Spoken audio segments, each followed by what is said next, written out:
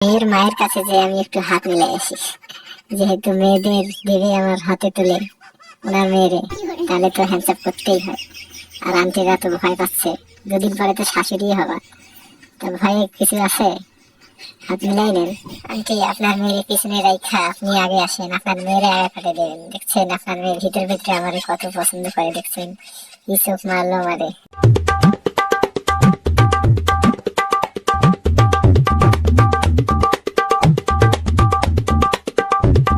এই সারাদিন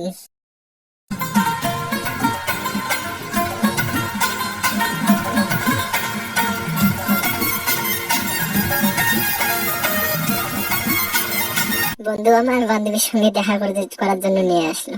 বান্ধবী তো পুরাই অবাক, আমার দেখে হাসে, মুখে হাত দেয়। চশমাটা আমারে দাও, তুমি পারো স্টাইল নিতে, আমি দেখো কিভাবে স্টাইল নিই, তুমি শুধু ছবি তুলো। মন মাঝি রে, বলনা তুই কোথায়, মন মাঝি রে, আই ছুটে আয়। স্যাররা ওখানে কিসের মিটিং করে, এখানে তো যাইতেই হবে, শুনতে হবে আমাকে। আমার নিয়ে কিছু করতেছে নাকি? আমি আবার স্যারের মেয়েরে পছন্দ করে ফেলছি, ওই নিয়ে আলাপ হচ্ছে নাকি? স্যার তো আমার কাল ছাড়বে না, এখান থেকে থাকতে হবে। তাই আমি দেখে যাই, দেখি স্যারের মেয়েকে পালিয়ে নিয়ে যেতে হবে। খুঁজি দেখি কোথায় আছে।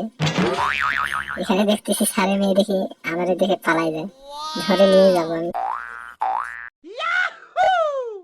দেখি এরা আমারে রেখে আচার খাচ্ছে, আমারেও খাওয়া। অতি চাই দেখো কেটকি কবি দিব থাপ্পড়, হ্যাঁ আমারে থাপ্পড় দেয়।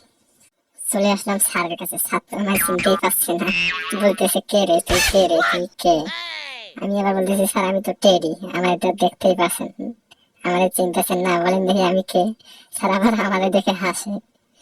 মনের যে নাই কোনো কাম ও বন্ধু, মনের যে নাই কোনো কাম।